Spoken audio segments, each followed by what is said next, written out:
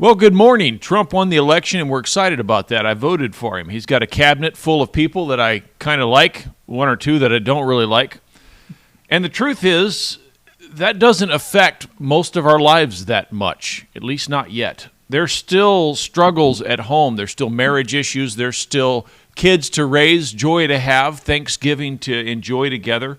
There is still work to be done, and we want to address the issues this morning that aren't political, that aren't necessarily our nation. We want to talk about the stuff that is important to our families. So we're going to do that. We're going to answer some of your questions this morning. I'm glad you're here to join us. I'm Nathan Pearl, by the way. This is my mom, Debbie. This is my daughter, Ashley.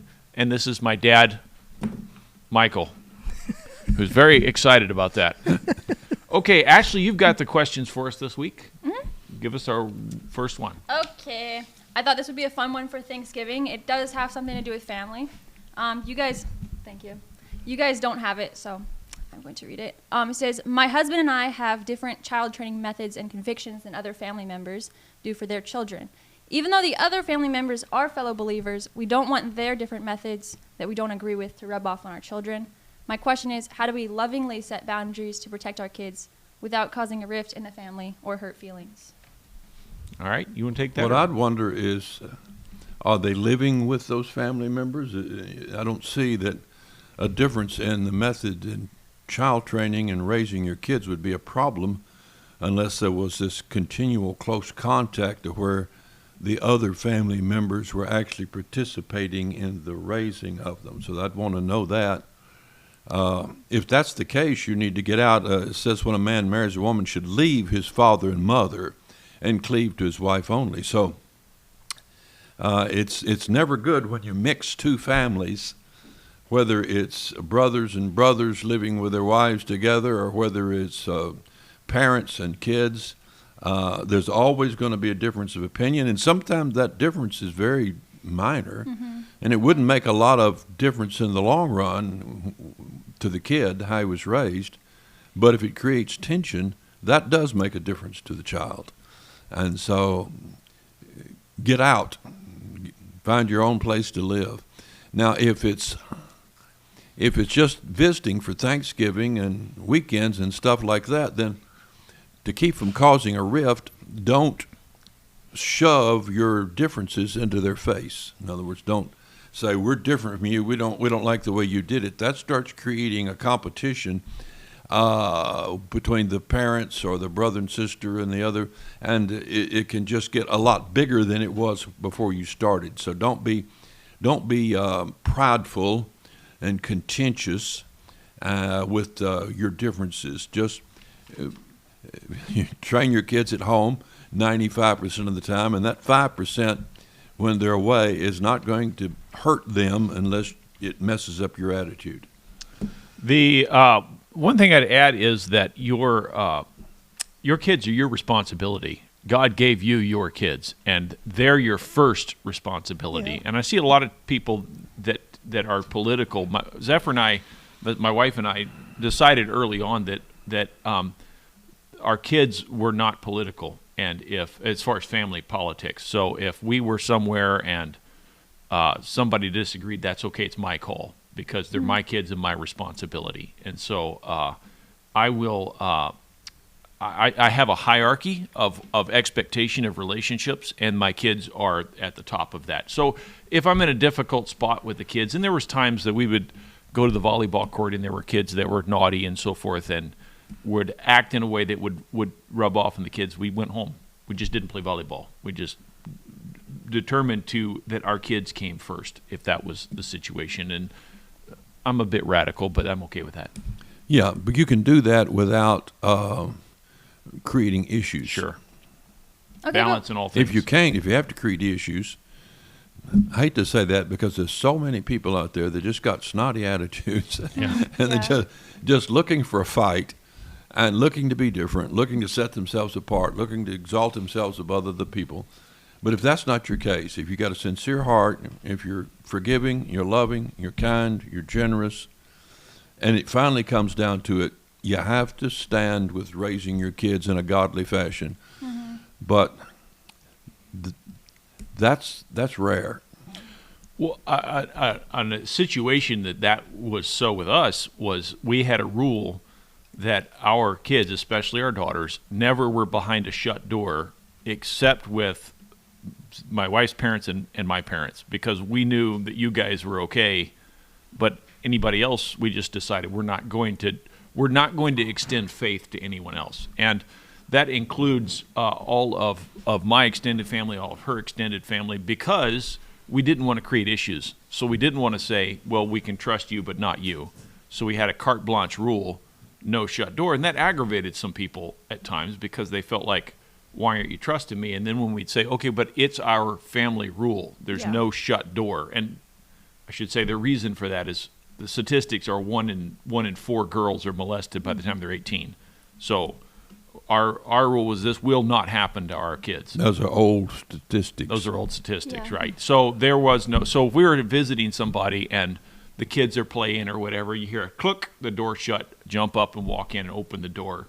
You cannot shut the door with my kid. And once people realize this is our rule and there's a very clear boundary, this is my boundary, then there was no more competition as far as there was no struggle for authority there. There was a recognition that, okay, well, this is the Pearl's rule. When they come to the house, the kids have to be in the room with them, no shut doors anywhere. And it was comfortable. When you stick with a rule, the battle is no longer between two people. Yeah. It's this objective out here rule. Yeah. And that makes it a lot easier in the family and relationships. And some of the other simple rules were, depending on the age of the children, no TV, because you can't control necessarily what you might be watching, It's a Wonderful Life 1 minute, and then the next they're watching something that you don't want the kids, not necessarily dirty, but something you don't want that culture ingrained in the children.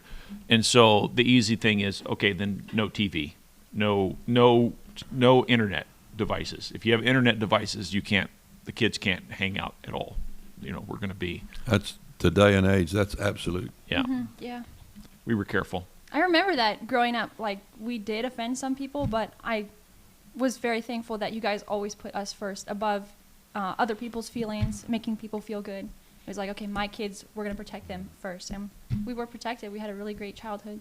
And one thing you probably didn't know was I never put that on you. Yeah. I never wanted you to have to say this is the rule, you can't shut the door, because I didn't want that socially between. So me and Mama were the total enforcers. Yeah, I appreciate that. To protect you from it. I have, over the years, we've been doing No Greater Joy for a long time, and I've received a lot of letters with the same answer. And I've never happened to me, but I've had it so many times, so I want to share it with you. I've had mamas write and say, once they get to Train Up a Child book, they read it out loud to their children, and they say, we're going to start doing this. What do you think? How should we deal with the younger children? This one pitches a fit, and this one lies, and this one's a thief, and how are we going to deal with this? And the children pitch in and give their mama ideas, and they come with an agreement of how they're going to raise, they're going to be raised, and their siblings are going to be raised.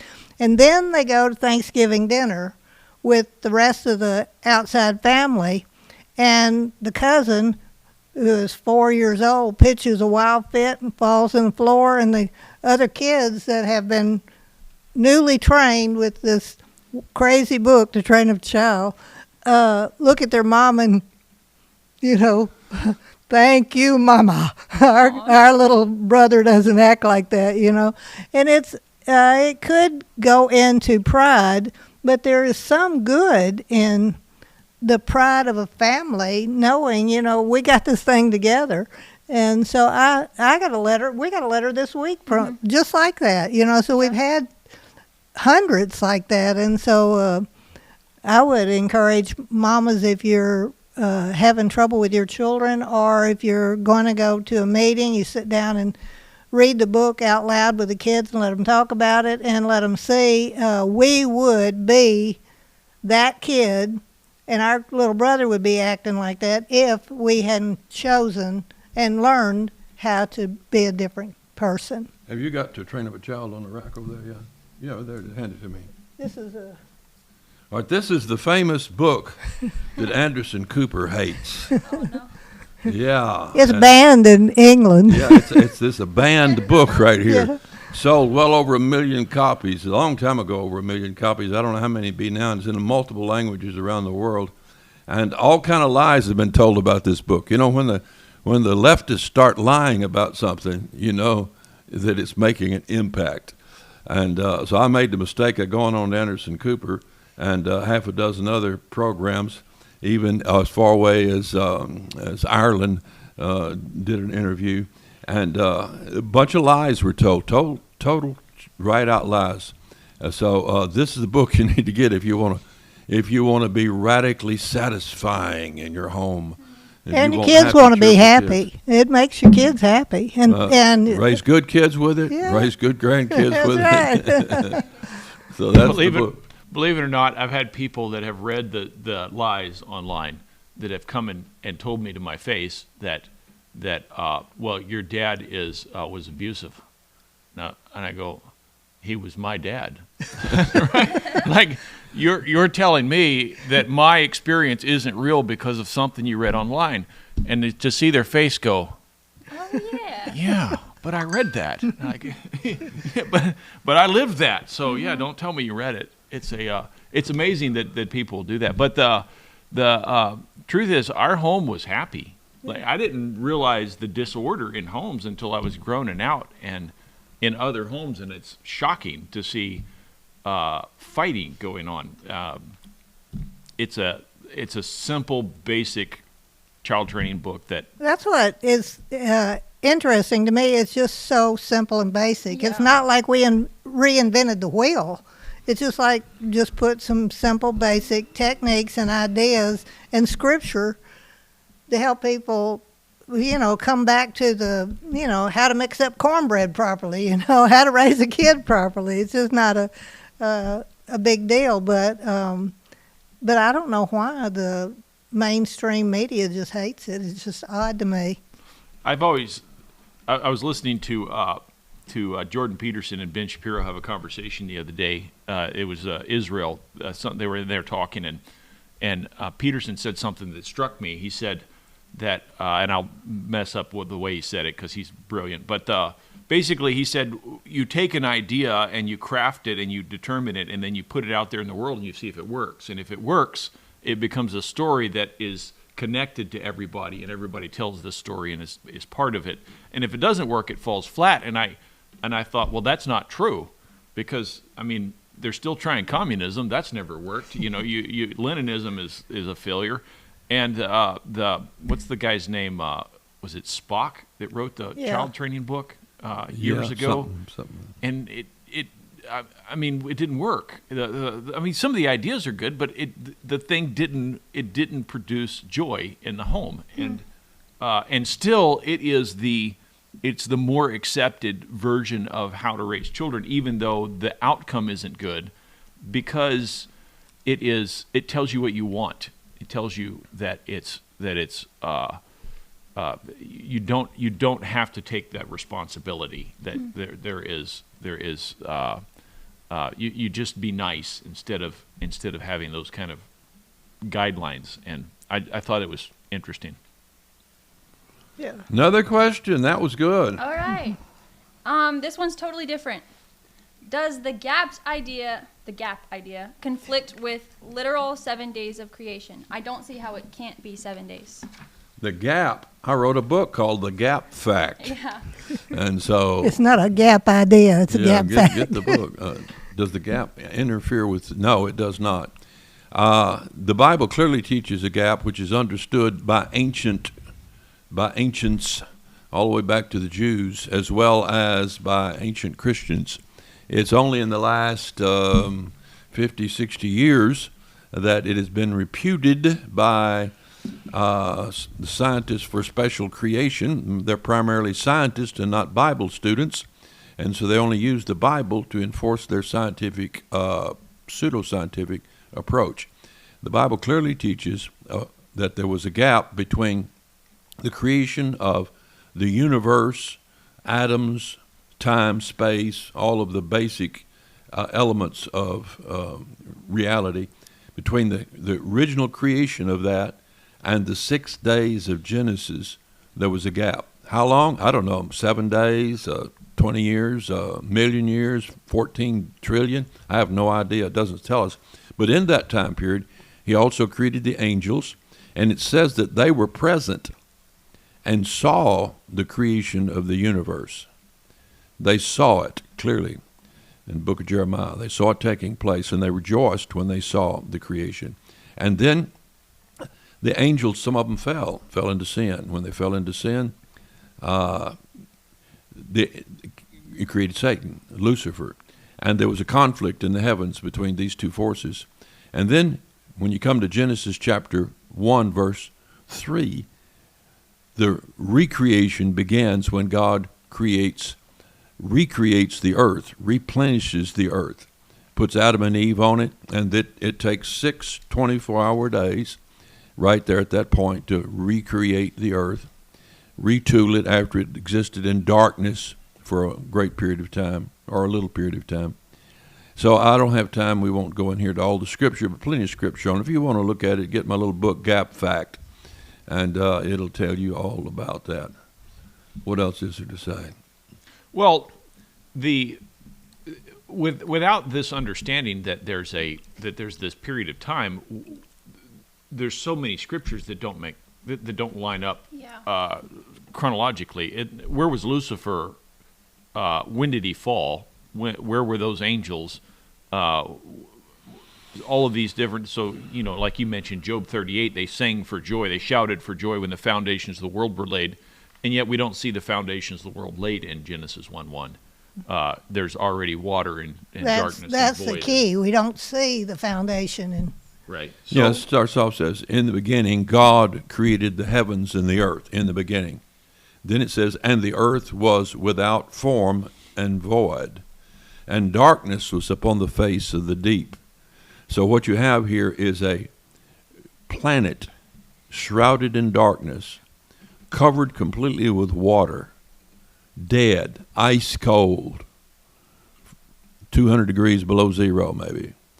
Everything's frozen completely, without form and void, darkness upon the face of the deep, and the Spirit of God moved upon the face of the waters. So that's where the creation begins. And then you have, and God said, let there be light. Day one. And the evening and the morning were the first day. So each of the succeeding 6 days are bracketed with, and God said, let there be, and the evening and the morning were the second day, third day, fourth day, fifth day, sixth day. But that first part, in the beginning God created the heavens and the earth, is not part of that first day.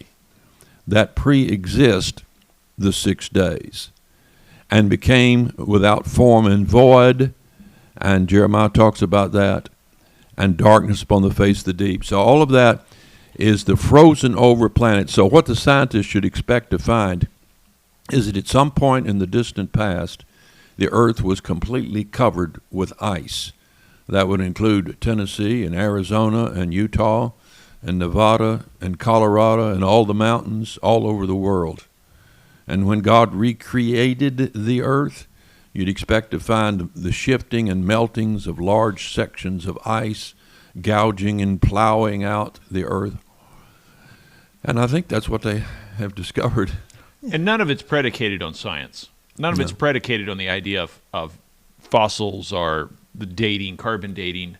Because if God decided to make Adam an adult, he didn't have to speed grow him. He just made an adult. He was an adult male with worn teeth and, the ability to walk. And when God decided to make birds that would fly, some of them were eggs, some of them were flying. God can create antiquity instantly without having to pass it through time.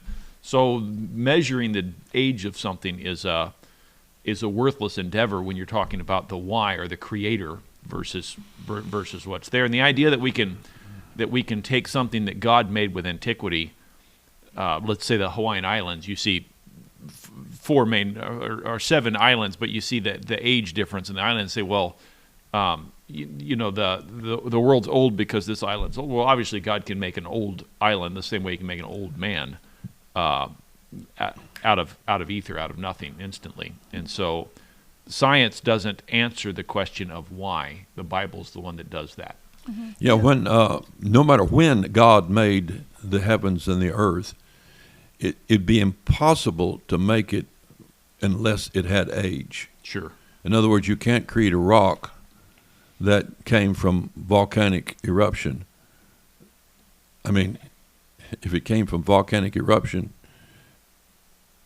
then it has to have age. You can't create a tooth in Adam's head unless it's the adult tooth, indicating the baby tooth fell out. And he has a beard. Adam had a beard, by the way, a big beard. And so you can't do that without having him going through puberty. Since then. Without having gone through puberty. And so no matter when God created, it was with age built into it. It has to be. And bacteria in the soil. You have to have various levels of decomposition. A tree has rings in it to indicate how old it is. So the garden was full of trees. They weren't ringless. If you'd cut one down, you'd have said, oh, this thing is 75 years old. Yeah.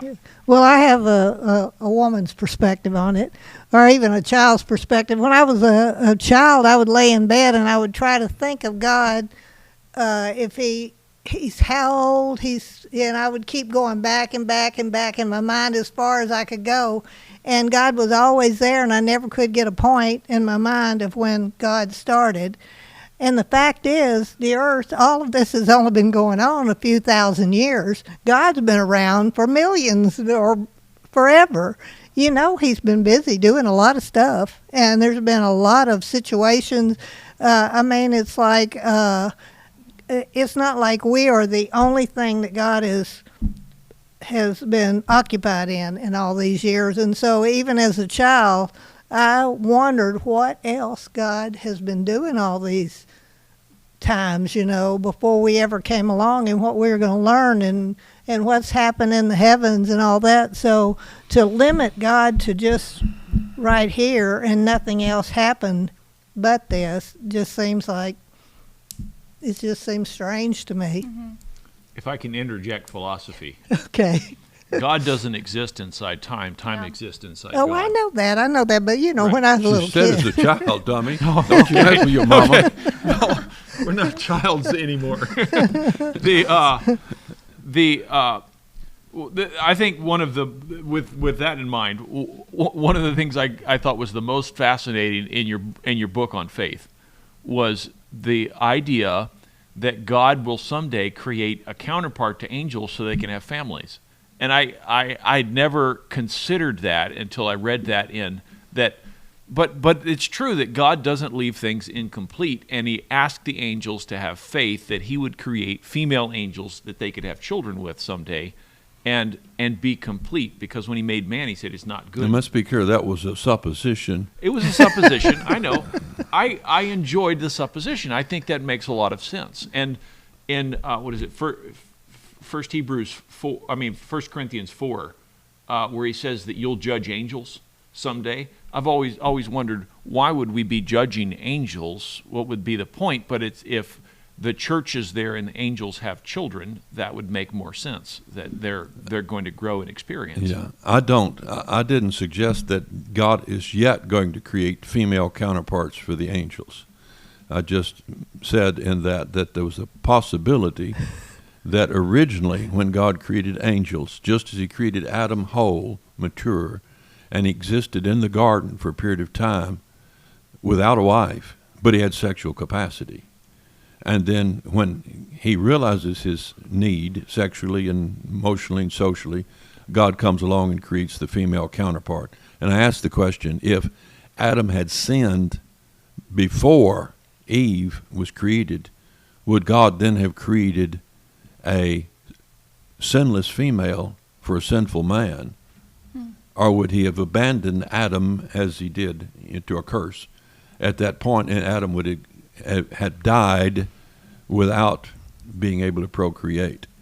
So I think that that indicates that possibly God created the angels, myriads of them, with the potential of creating female counterparts at some point as they saw their need, and they sinned, a group of them, a third of them, before those females were created.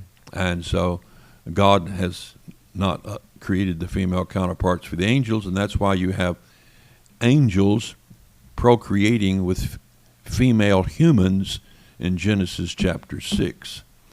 So That's a whole I just different blew ballgame. everybody's mind. I know I just blew your mind, but it's all.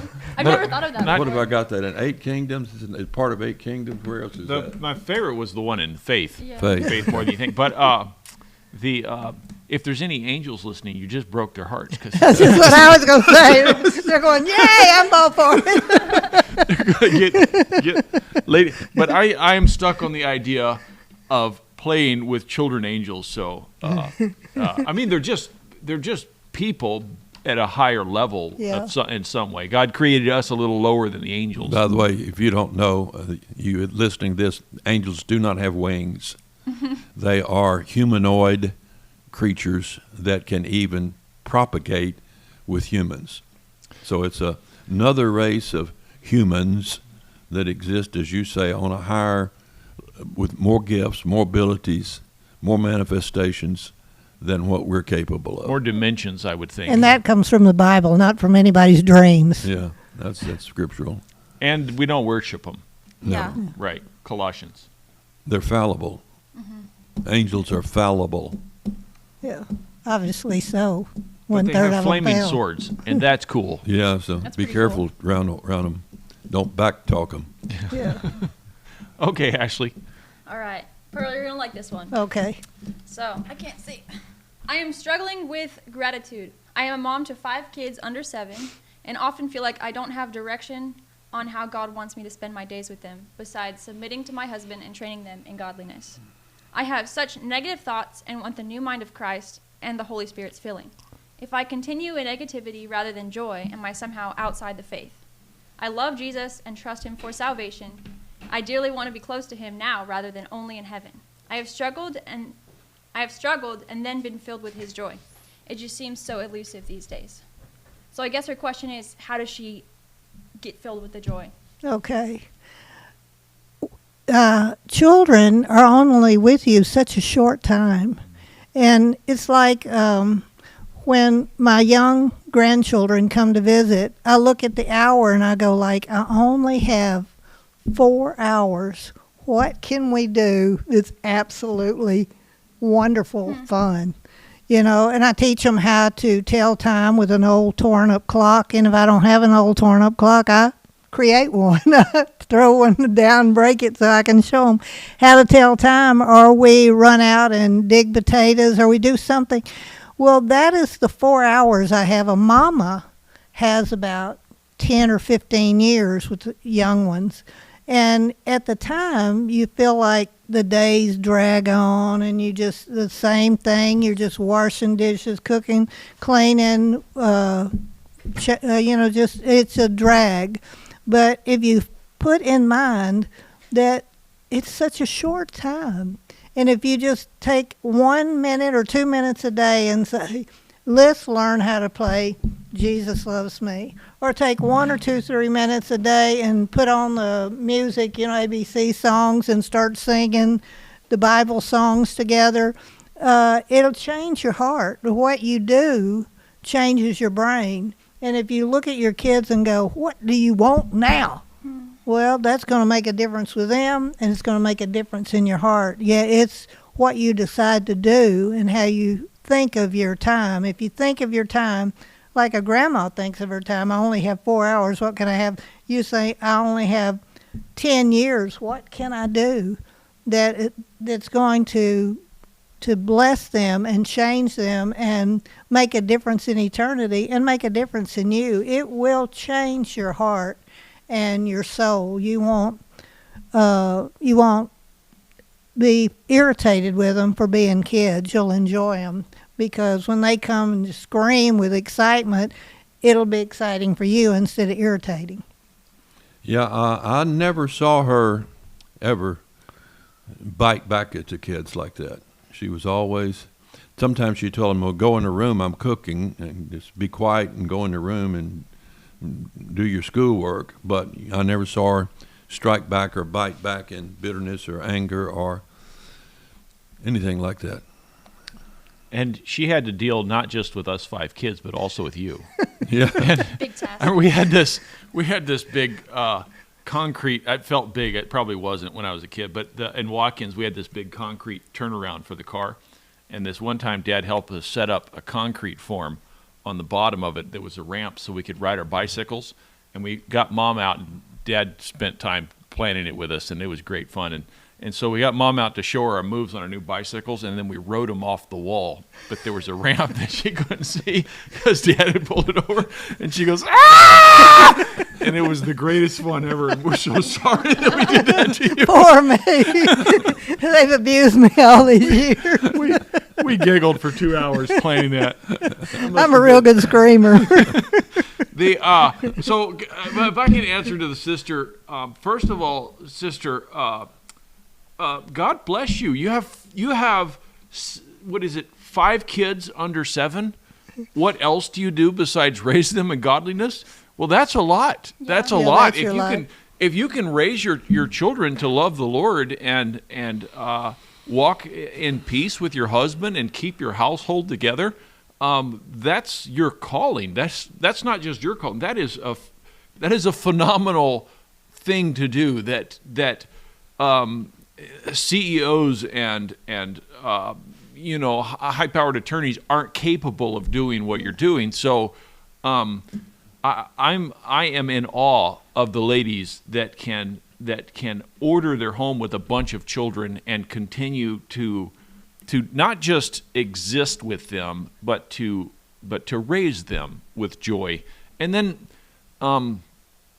if you're struggling with negativity, it's a human condition. It's part of what it means to walk through life, and that is that God lays challenges in front of us, and each challenge is scaled up. If you could, the troubles that you have when you're 14, you think are just insurmountable. It's so hard because you have to get through this school, and you can't wait till school's over, and you don't have to do school anymore.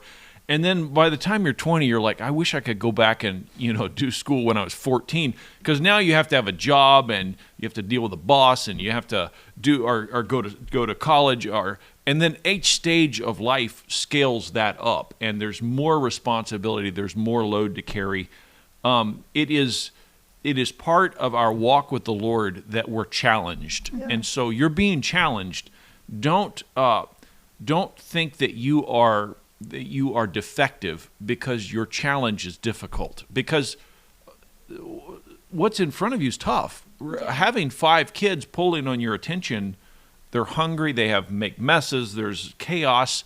That is a unbelievably difficult task that you have, but it is the most rewarding task that anybody can have, is to raise. They're a gift from God, and it is an incredible blessing, and it is a statement of the expectation on yourself that you're struggling with it. In other words, you're not content to just put on a soap opera and just say, shut up and leave me alone.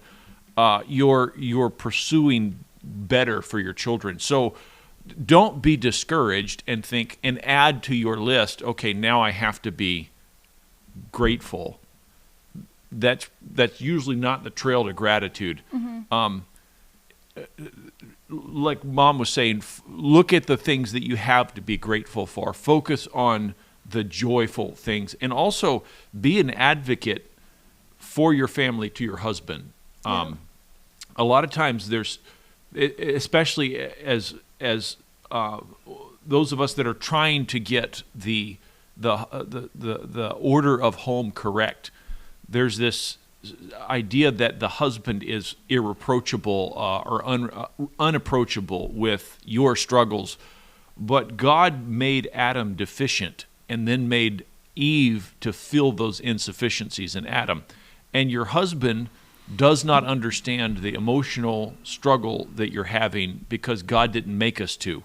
God made us with the with the desire and drive to conquer, to go out to work, to go out to sports, to go out to battle or anything, and to conquer the world around us. And so be an advocate to your husband for your family and saying, husband, I am struggling and I need a date night. I need a babysitter for 2 hours a week so that I can, and I don't know what it is that would allow you to recharge for those times, go quilting or exercise or play tennis or work on the car. I don't know what you enjoy.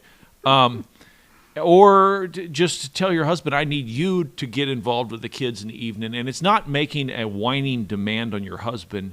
It's expressing to the leader of the home the need of the home. And it's his joy and job to take care of those needs. And sometimes dads need to take off from work and go do something with a family, and it's valuable. When our kids were little, I think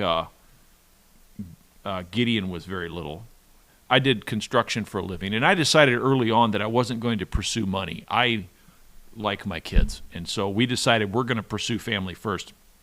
But we, weren't well off, but we worked hard together. My wife and I partnered in everything, and we saved up $10,000. And that might not seem much today.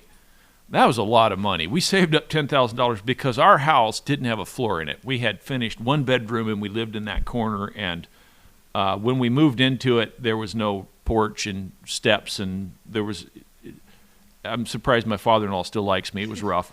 But we had so much joy in the house. The kids took crayons and colored on our plywood walls and floors, and we painted stuff, and we had a great time. But we saved up $10,000 to completely finish the downstairs, to put up all our sheetrock, to put up all the trim, to finish the doors, to put the floors in, and do the porch around the side. And we were all pretty stoked about, me taking off work and finishing the house. And my wife said, we had been down to Utila, Honduras before. My wife said, I want to go to Utila for 3 months and just go down there and do that instead of working on the house.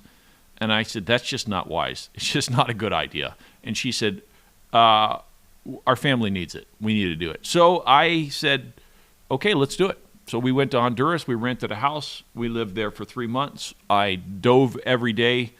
We swam every day. When we look back on our youth, and I loved it. It was so fun. It was incredibly important. It was a great time for our family. It wasn't just fun. Yeah. It was. It really helped to shape you kids. Well, it was an amazing family adventure. And we got to work together in another country and just thrive. And I love the ocean so much too. I grew up just going on fun adventures, and when I think of the ocean, I remember family time. It's really fun like that. So.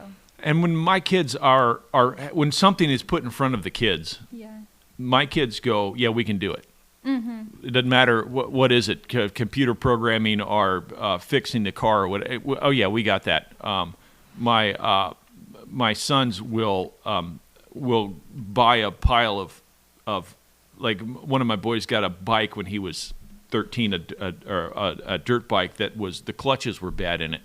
And he took the motor apart and took all the clutches out and got a new clutch system and rebuilt the dirt bike. And I didn't know how to do it. I was shocked that he could do that. He went through the videos on how to do it and got that done. My kids believe they can do anything because of the adventures that we had. And we spent those 3 months. And now the house is sold. We're in a different house. We're at a different place in life. And we don't care about the plywood floors. We don't care about the kitchen that didn't have doors and the ramp on the porch, but we'll remember the 3 months in Honduras forever. So my wife saw something I didn't see, and she needed to advocate, and I needed to hear her, and it was a blessing for our family. And so don't discount your place in the home of coming to your husband and saying, here's what I think the family needs, and then he's going to have to determine, is this reasonable or not? Is this something we can do or not? Mm-hmm. But I hope that you will advocate. Okay. Yeah. Back to the subject.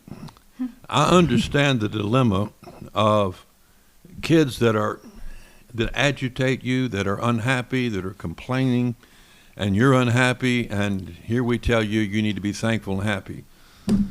Well, that's like stirring clean water into muddy water. It doesn't change the color of the water. It doesn't change the quality of the water. And the kids will make you happy. It's like a seesaw, and you'll make the kids happy, but here it is, they're making you miserable and you're making them miserable. And so it's this working against each other all the time like that. 2 words, write these down, remember them. I wrote an article on it. Organize and manage. Don't throw this off on your husband, because the organization and the management has to take place in the home.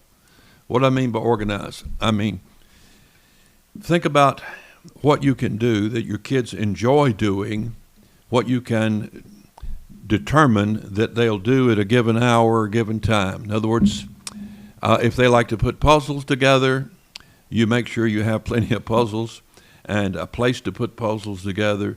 And so, okay, it's time to put puzzles together. If they like playing chess, if they like doing music, if they like doing art, some kind of an activity, and effective labor. In other words, cleaning, cooking, washing, cutting the grass, whatever it takes. The burden that you carry ought to be distributed among the children. Yeah. So that they know that when they get up, they're going to eat, and then they got some chores to do. And there's no complaining. It's written down on a piece of paper. It's on the refrigerator. This is what each person does. At 10 o'clock, then is time for, if you're homeschooling, time for some schooling till 11:30 or noon. And whatever kind of paces or literature or whatever they go through, they each have their place to retreat to, and they go through it. Gives you a little quiet time. And then you have lunch, and then after lunch you have 2 hours of activity outside. Provide junk for the boys to build a shack with. Provide stuff for the girls to whatever they like to do. I don't know. And so organize and manage throughout the day. Have rules. Have rules that you don't have to be nagging them all the time. You can say, this is the rule. You broke the rule, so here's the consequences. So we talk about that some in To Train Up a Child. Yeah. And also, hand me one of the magazines. You got one back there? Okay, we have this magazine, comes out every 2 months. It's free. You don't have to pay for it. And it has articles in it. The older issues are available online, aren't they? Yeah.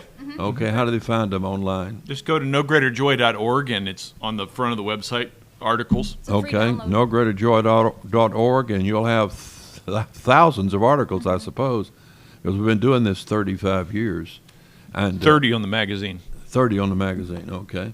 And so go back and, that's right, we've been living here 35 years. All right, got my numbers right now. I know that because it says 30 years right here. Oh, yeah, it does, but this is an old magazine. I was able to do them. No, it's not. That's last month. Last month, I hadn't read it yet. That's because I wrote it. I read it. Good job, bro. So organize and manage. And get the It free takes magazine. the burden off of you. Yeah, you need to get the free magazine and make a difference. Your kids will enjoy it too. If y'all read, doing things together and getting used to doing things together will bring you joy too. And so you need to let that be a part of your relationship with your If you're children. having fun and they're having fun, you'll have joy, they'll Yeah. have joy. It's that Yeah. simple. I kind of want to say something really quickly about this. Shoot. What's that noise? It's a dump truck. The trash. Oh, The dumpster. So I'm not a mom or a wife, obviously, but she said that she's looking for joy and that's elusive, and she's trying to follow the Spirit and to be filled with the Spirit. And I just want to try to encourage her with this, because I've been thinking about a lot this week, actually. It's not your joy that you're searching for, because when you look inside yourself and you try to find more of it, you can't get it from you, and you can't make more of it because it doesn't come from you. It's the fruit of the Spirit. So when you're a believer, the Spirit, He fills you with these virtues, and by following after the Spirit, by walking after the Spirit in godliness and pursuing Jesus, He fills you with those virtues, and those come from Him. Everything good that you have, it's coming from him. So I guess I just want to encourage you that it's a fruitless endeavor to look for in yourself because you don't have it. But when you pursue Jesus and you're looking from that perspective, then you're not going to be disappointed with yourself, and you're only going to find satisfaction in him. And there will be really bad days, and you'll have negativity. Like, it's not going to take away any sorrow, any disappointment, any frustration that you have at home. But it does help change your perspective, and it's more fruitful. And that's maybe more philosophical and less practical, but I've been thinking about it. That's good. It's a good statement. That's the way Paul could sing hymns in the jail. Yeah. Yeah, it wasn't the circumstances, it was what's in him. Yeah. I'm proud of you, kiddo. That's my girl. All right, next question? Yep. Okay. Do you want a child training question or a Bible question? Bible question. Bible question. Can you please explain Ephesians 1:13 through 14? Most people explain these passages to mean once saved, always saved. And I sometimes have a hard time time with myself due to willingness to return to the desires of the flesh, even though I am saved. Mainly having beer on weekends. It says, in whom ye also trusted, after that ye heard the word of truth, the gospel of your salvation, in whom also after that ye believed, ye were sealed with that Holy Spirit of promise, which is the earnest of our inheritance, until the redemption of the purchased possession, unto the praise of his glory. Okay, now what was it she was getting out of the passage? They were once saved, always saved. Well, I've never read that in the Bible, once saved, always saved, but I understand the desire to encapsulate biblical doctrine into a simple phrase. What the Bible teaches, and let me be very clear, is that we're saved by faith in Jesus Christ without any works of the law or anything that we do on our part.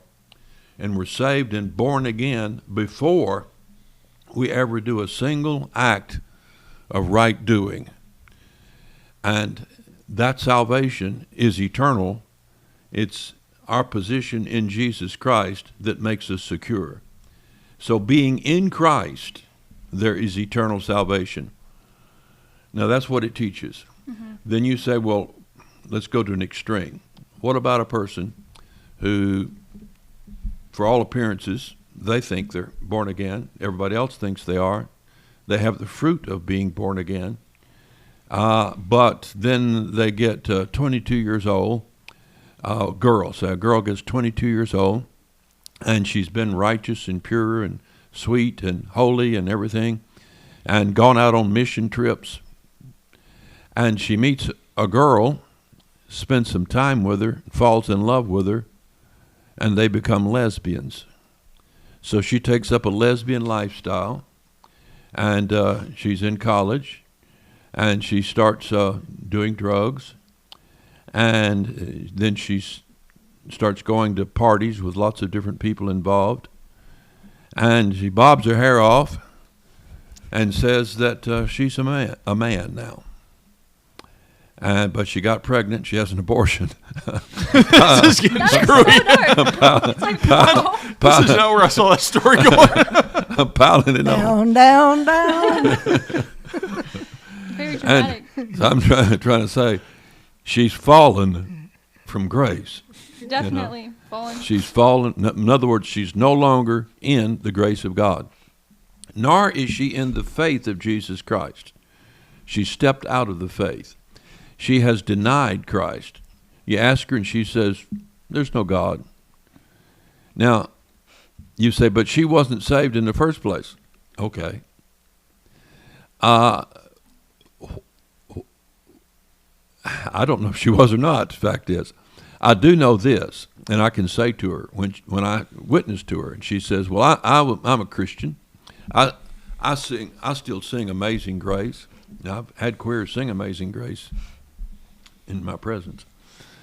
And so she says, I'm still a Christian. I'm just a different kind. I'm not the old-fashioned kind. I say to her, if you don't repent and turn to God, you will go to hell.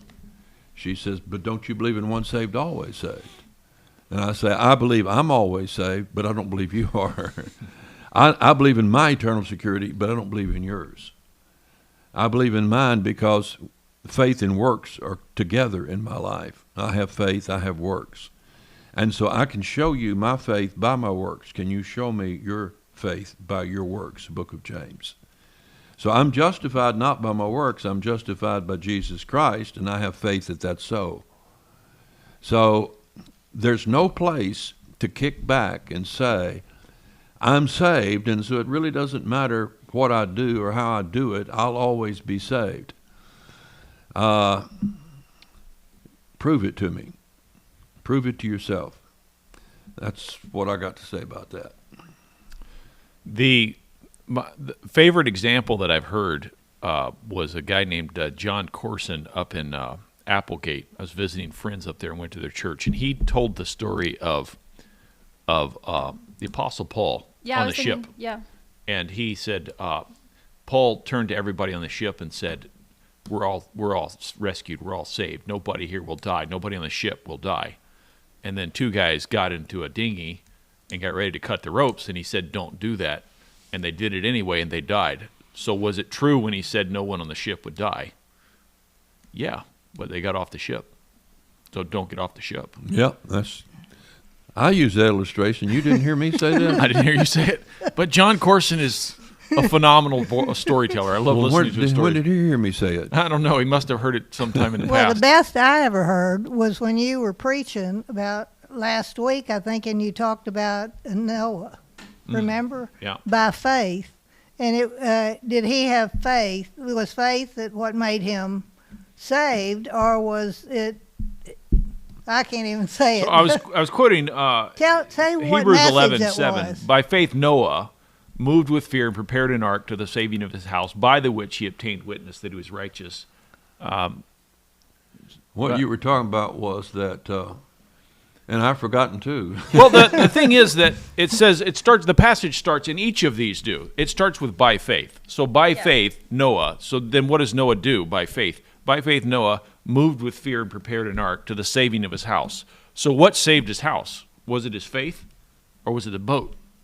Well, yes. Yes. If he hadn't built the boat, his family would have drowned.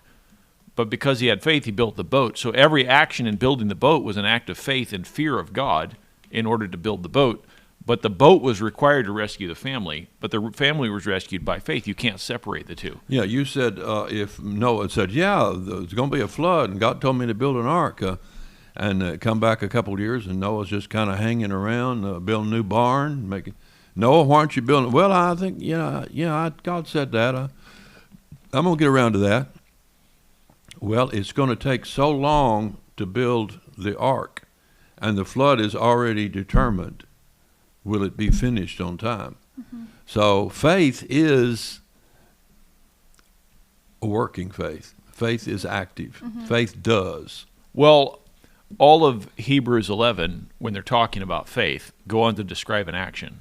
By faith, Abraham went out into a country that he had not seen as yet, and dwelt in tents and tabernacles. It's an action. By faith, Abel offered unto God it's an action. Yeah. So the faith and the action are interconnected. You cannot separate. And then the other thing is that sin is deceitful. In your horrible story about the young girl, that was horrible. The reason that she's lost is not the homosexuality. The reason that she's lost is she doesn't believe God. And the reason that she's into homosexuality is because she doesn't believe God. Yeah. In other words, the lack of faith is followed by action. Mm-hmm. And it is the scary thing is that sin is deceitful. So when someone starts sinning, especially hidden sin, a little bit here, a little bit there, a little bit there, and it's something that grows inside of them like cancer, then when it's exposed, you realize that they've walked away from faith in God that you assumed was a certainty. And it is, but there was always the undercurrent. I knew a guy that was, said he was a Christian, talked like it. I worked with him, talked to him at work. We talked about the Lord. We prayed together. And then he went further and further, and he started reading philosophy, and then started talking about how great this philosophy was. And it wasn't that bad. It was just, well, that doesn't line up with Scripture on nihilism or whatever. And yeah, but besides that, and then it went a little further until he said, there is no God. I believe there's no God. Furthermore, I'm a woman. And I thought it was fascinating that I could go back and lay his life next to Hebrews 1 and 2, and professing themselves to be wise, they became fools and said in their heart, there is no God. Wow. God gave them over to reprobate minds, so that men working with men, that which is inconvenient. And like he just walked down Romans chapter 1. And so I think that but he didn't go from, let's go to church to, I'm a woman. There was a progression of sin in his life. Most of it was hidden. It was a progression until years later he said, okay, well then I'm a woman. Now, I've said the world is a wonderful place, a great gift, because it's a sifter. Yeah. Jesus said to Peter, Satan has desired to have you that he might sift you like wheat. So we're here on the earth just long enough to be sifted. And Satan throws in the different pleasures, different temptations, and so forth. And somehow, by the end of one's life, your true color is shown. Your true nature is shown. What's really in your heart is revealed. So there are lots of people professing to be saved that by the end of life, they will have manifested themselves. So I'm never perturbed, saddened, grieved. That's not the right way to say it, but I'm not shocked when I see a professing Christian manifest that unbelief, because I know that that's the process God has of revealing what they really are to them, so that if they want to repent, they can see who they are now. They've been fake Christians up to this point, and now then it's becoming manifest. They're thieves, they're liars, they're fornicators, adulterers, pornographers, abortions. They do different things that manifest that godliness, drugs and drunkenness, laziness, obesity, just unwillingness to discipline themselves and live in righteousness. And it takes a whole life to just kind of bring that out. And the sad thing would be to live your whole life and avoid all of those manifestations and continue to live in secret sin and secret unbelief, and then die with everybody thinking you're a Christian, and you wake up in hell and find out you weren't. That's the sad part. Yeah. All right. That was heavy. We That can't was a stop dark on that note. one. Yeah. Something light. Okay. When should my children start doing chores? Chores. When should your children start doing chores? Take it away, Deb. Very soon. Very early. Probably not before they can walk. Oh, yeah. Okay. What are you talking about, boy? 3 months old, Daddy. Come on. I think that is one of the most bonding things is working together. Yeah, it is. And having a baby sitting in one sink while you're washing the dishes in the other sink, and they're peeing away, you're Let me know before I come over for dinner, though. It's the joy of life. It is what bonds a child. It is what creates in a child a desire to work and work hard. And it starts very early. I mean, you should always have the little ones helping you cook, helping you wash the dishes, and by the time they're 3 or 4 years old, they've learned to stand up there at the sink and wash the dishes by themselves, They like it because it started with joy. It started with memories of this is something that is wonderful that we do together. And the same thing with getting firewood with Papa. When the little ones go out to get firewood with him, even now, they want to be the ones that carry the wood, even if it's a little bitty piece of wood, because they're just barely walking. And it's a becomes a pleasure to them.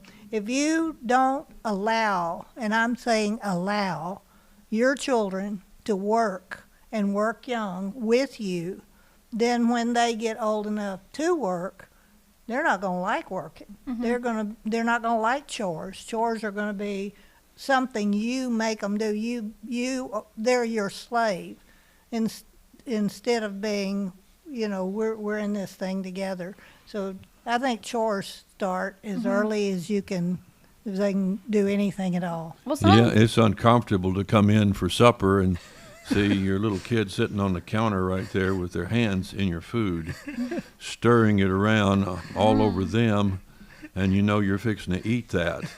But that's what I had to endure. I haven't done that for 5 years. Okay. I don't necessarily like the word chore for it because of the things that it implies. Working together is fun. Yes. And there's a place for both kinds. I remember you had Gabe and I load the burned garbage Ooh, back that was in a terrible Watkins. And it was awful. We hated it. But it taught perseverance, and it has paid in spades in our lives. Gabe and I both work harder than everybody around us. Yeah. And it was something that was necessary to our character. But that's not the majority of what we did together. Yeah. We cut cypress logs, and that is hilarious fun. I remember, was it down in Mississippi where we Talking about knees. the knees? Yes. Remember we got the army truck stuck in the lake down there? Boy, I remember that. We were down cutting, and we had an old, I think it was a 46, it was ambulance, army ambulance, and it had a metal handle on it and springy seats. It had real springy.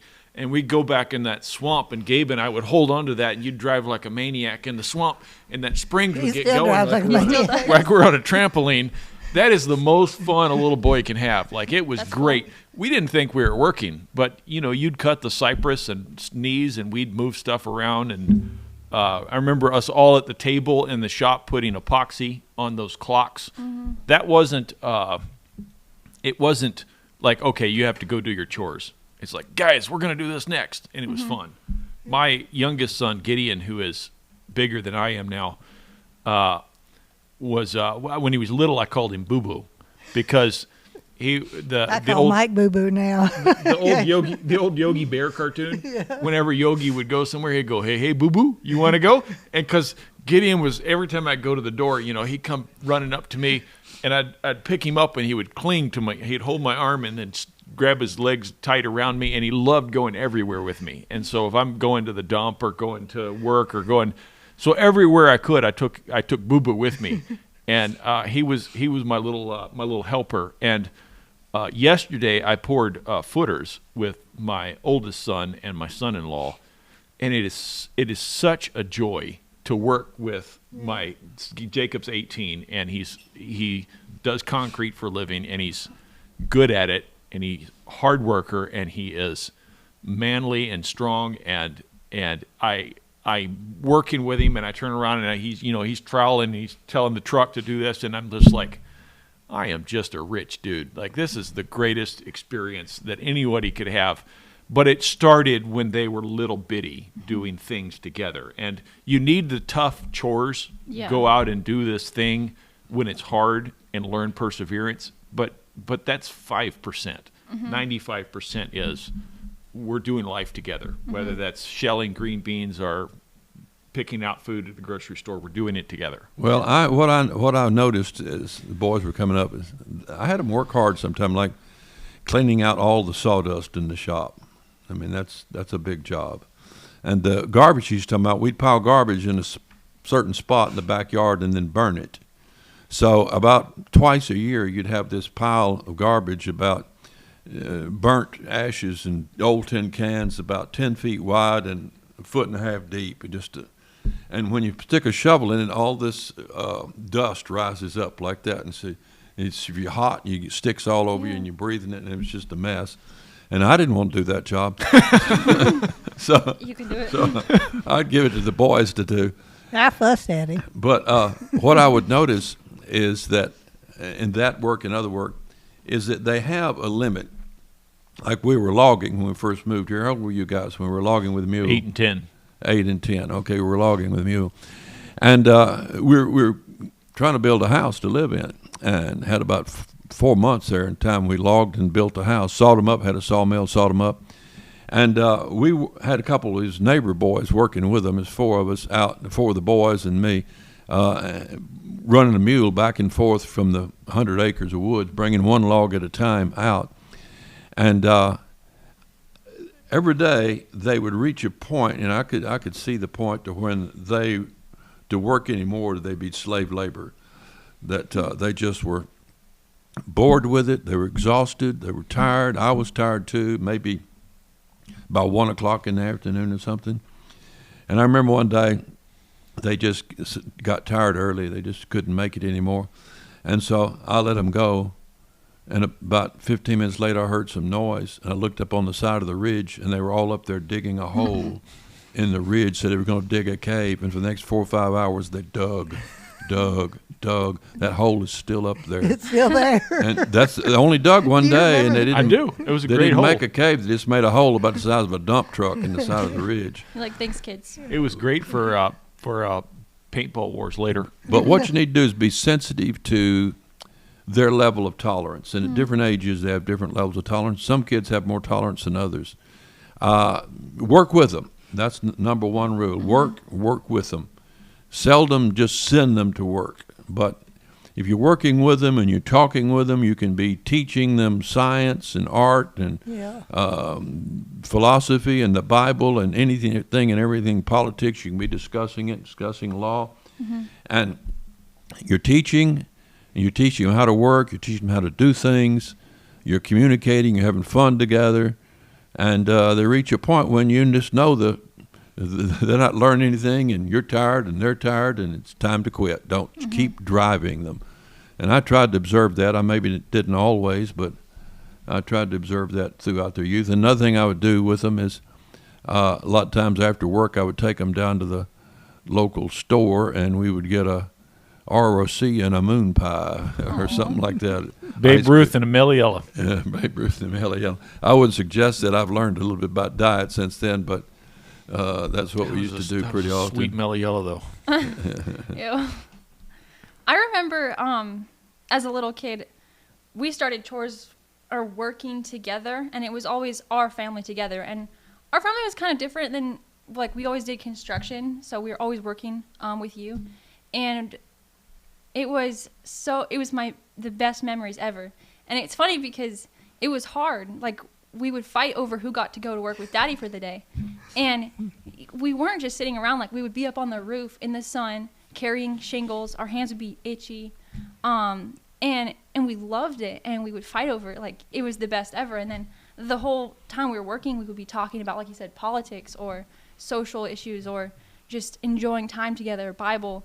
And I have grown so much just doing that instead of, like, doing math or doing history. And not to say that school is not important, but putting family time, like, putting that first and doing it with everyone. Like, Mama would come and she'd make lunch, and we'd sit around on the grass after, like, for lunch break, and we'd talk about what we're doing. And we'd have a huge mess, and we'd be exhausted, and we'd go home and we'd laugh and have an amazing dinner. And it was just, it was really important. And then now, to this day, we still love working. It's really important to us. Yeah, it's doing life together. Yeah. It's not, because a lot of times it was more work to have you at work than you. It's always more work to have Yeah. little ones. Well, not after they were about 10. Yeah. But that's the thing. I never felt like I was a burden. I always felt like I was needed, and that was really important. That is key. That Yeah. is absolute key. And that's because that I thought you were my job. Yeah. And the other was just something I do for a living. Mm-hmm. But my primary was you guys. And then I would find tasks that they were good at, better than me at something, because they're little. Yeah. They could get in there. Boys love that. Get into the house or whatever we're doing. Pull the plastic because they're little, and that juices them up. Yeah. Yeah. Yeah. Good times. That's good times. All right.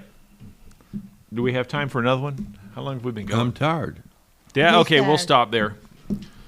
We don't want to do any more chores than he's capable of. We're going to let him go and enjoy.